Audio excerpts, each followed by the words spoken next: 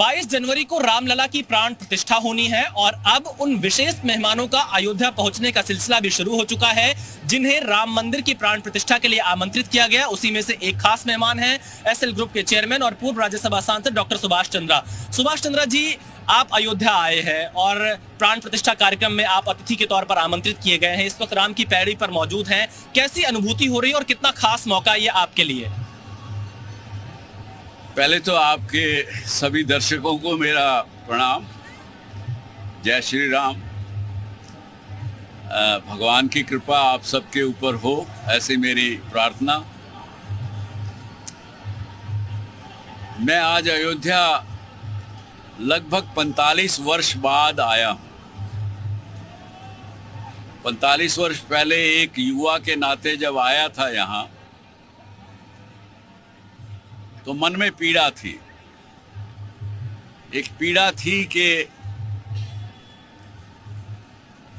जिस रामायण को पढ़कर, रामलीलाओं को देखते हुए हम बचपन से बड़े हुए, अयोध्या के बारे में बहुत सी कथाएं सुनी,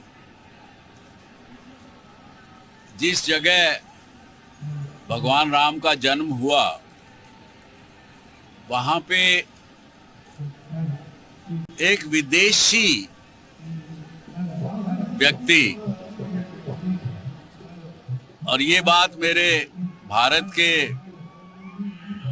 मुस्लिम भाइयों को समझनी चाहिए कि ये जो यहाँ जो पहले मंदिर होता था, उसको तोड़ने वाले भारत के मुस्लिम नहीं थे।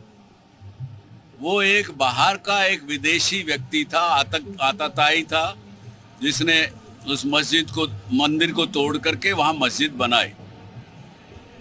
तो मन में पीड़ा होती थी और ये लगता था कि हम भारत के नागरिक होते हुए, और भारत 1947 में आज़ाद हो चुका, फिर भी जो हमारे पर जिन लोगों ने आक्रमण करके हमारे पर राज किए, उन लोगों ने, उन शासकों ने हमारे देश की संस्कृति, उसके पूजा स्थल, उनके आस्था के मंदिर, उनको तोड़ा, ध्वस्त किया। तो क्यों नहीं हमारा अपना जब स्वराज हुआ है तो उसको वापस किया जा सके? इसका उत्तर उस समय भी मुझे एक युवा व्यक्ति के नाते किसी ने नहीं दिया, मुझे नहीं मिला। कुछ राजनीतिक मित्र जिनसे पूछा तो उन्होंने भी यही कहा कि सुभाष, ये राजनीति है, तुम नहीं समझोगे, तुम बच्चे हो अभी। तो वो पीड़ा लेकर के मैं यहाँ से गया। लेकिन जब मैं आज यहाँ आया हूँ 2024 में, आज 20 जनवरी के दिन, तो मन में एक उल्लास है, एक भावना है इस प्रकार की कि मैं स्वतंत्र हूँ, मेरा देश स्वतंत्र है, मेरे देश के नागरिक सब स्वतंत्र हैं। भगवान राम ने भी जब राम राज्य किया, जब वो राज करते थे, उनकी भी कथा में बहुत सी ऐसी चीज़ें मिलती हैं जिसमें कि सबको बोलने की स्वतंत्रता थी, आज़ादी थी। स्वतंत्रता होते हुए भी कोई किसी एक दूसरे को कष्ट नहीं देता था। लेकिन जो माहौल हमने पिछले 40-50 वर्षों में, आज के 15 साल पहले देखा, वो दुखदायी था। वो स्वतंत्रता के नाम पर कुछ भी कह देते थे। और कभी कभी तो आपके दर्शक शायद मेरे से नाराज होंगे, ब्रिटिश समय में, ब्रिटिश के राज के दौरान जो रुपया का जो करेंसी नोट था, उस पर भी भगवान की मूर्तियां थी। बहुत सी ऐसी चीजें थी जिसको आज़ादी के बाद सब हटा दिया गया। कोई इसका एक्सप्लेनेशन नहीं देता। तो ये भावना आज के दिन मन में है। सुभाष जी, क्योंकि आपने राजनीति का भी बहुत दौर देखा है, क्योंकि राम मंदिर और भारत की राजनीति दोनों साथ साथ चलती रही है, अब जाकर कहीं पटाक्षेप हुआ है। तो क्या आपको लगता है कि राम मंदिर को लेकर कोई राजनीतिक समझ इससे पहले नहीं हो पा रही थी कि एक समझौता हो, कोई बातचीत हो, रास्ता खुले अयोध्या को लेकर? कई बार प्रयास हुए, एक बार नहीं, कई बार प्रयास हुए।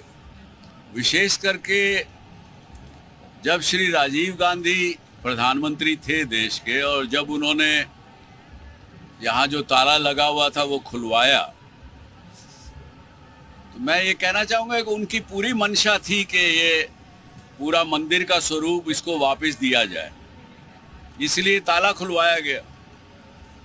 लेकिन जैसा कि अभी तक हम देखते आए हैं पिछले 1947 से, देश के अंदर ही बहुत से जयचंद, बहुत से ऐसे लोग हैं जो इस देश को आगे बढ़ते देखना नहीं चाहते, इस देश को खुशहाल नहीं देखना चाहते। उन्होंने राजीव गांधी को भी मना कर दिया, नहीं करने दिया इसका पूरा निर्णय। और ये कुदरत, ये सृष्टि कहें, धर्म कहें, किसी के भी उनकी अपनी एक डिज़ाइन है, अपना एक वो है कि आज ये सब मोदी जी के हाथों से होना था।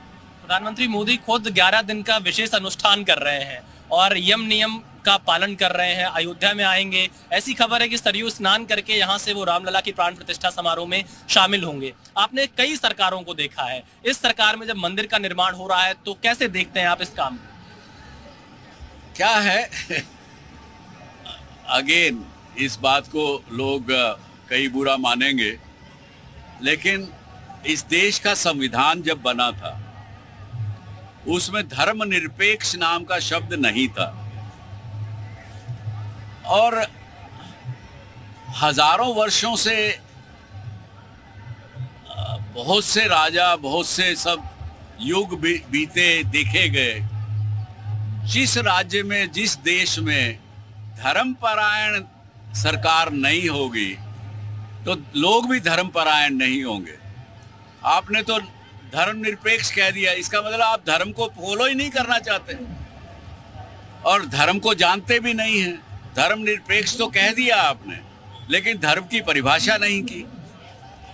तो इसलिए ये सरकार धार्मिक सरकार है, धर्मपरायण सरकार है, और ऐसी एक मैं कहूँगा संस्कृति, ऐसी सिविलाइजेशन से ये सरकार या मोदी जी हैं जहाँ यहाँ के रहने वाले लोग, हिंदू कहें या जो भी कहें, इंडस सिविलाइजेशन के रहने वाले लोग, इन्होंने कभी लड़ाई नहीं की। इन्होंने सभी धर्मों को और सभी बाहर से आने वालों को अपनाया। पारसीज हैं, क्रिश्चियंस हैं, यही के लोगों को कन्वर्ट करके मुस्लिम बनाया गया। जो ये यहाँ के लोग, आज अगर मैं कहूँ सबसे ज़्यादा कष्ट अगर होना चाहिए तो आज के मुस्लिम समाज को होना चाहिए, भारत में रहने वाले, क्योंकि उनके कोई बुजुर्गों ने जिनको कन्वर्ट किया गया, हिंदू से मुस्लिम बनाया गया, उनको टॉर्चर किया गया, उनको मुस्लिम बनना पड़ा।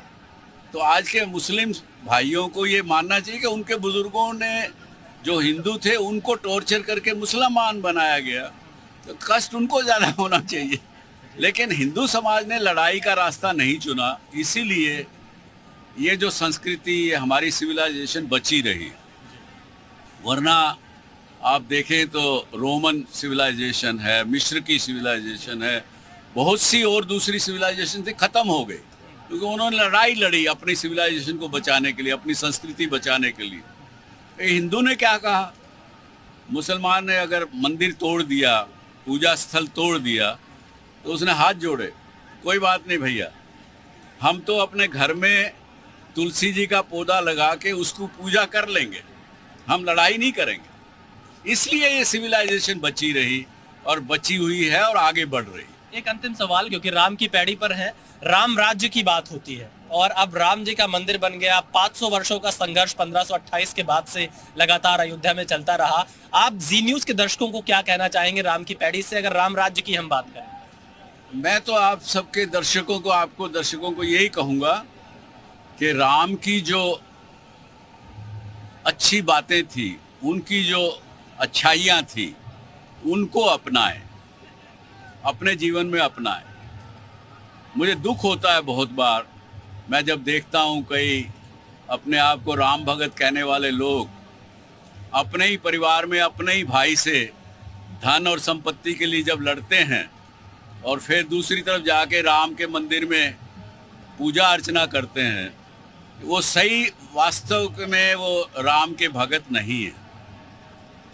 राम की जो अच्छाइयाँ थी, जो इसने उस व्यक्ति ने जो त्याग करना सीखा, उसने अपना कर्तव्य निभाना सीखा, उसने एक आदर्श राजा कैसा हो वो सीखा, वो धर्म निभाया, उसकी अच्छाइयों को आप माने तो ही भगवान को, राम को आप वास्तव में भगवान मानेंगे। बहुत धन्यवाद। तो देखिए, डॉक्टर सुभाष चंद्रा 45 सालों बाद अयोध्या लौटे हैं और अपनी पुराने दिनों की यादों को भी आज याद किया और साथ ही साथ देश को यह संदेश भी दिया है कि भगवान श्री राम के आदर्शों को हम सभी को अपनाना चाहिए और अच्छाई जो भगवान श्री राम ने दिखाई है उस रास्ते पर ही आगे बढ़ना चाहिए। कैमरामैन जयदीप के साथ विशाल पांडे, जी मीडिया, अयोध्या।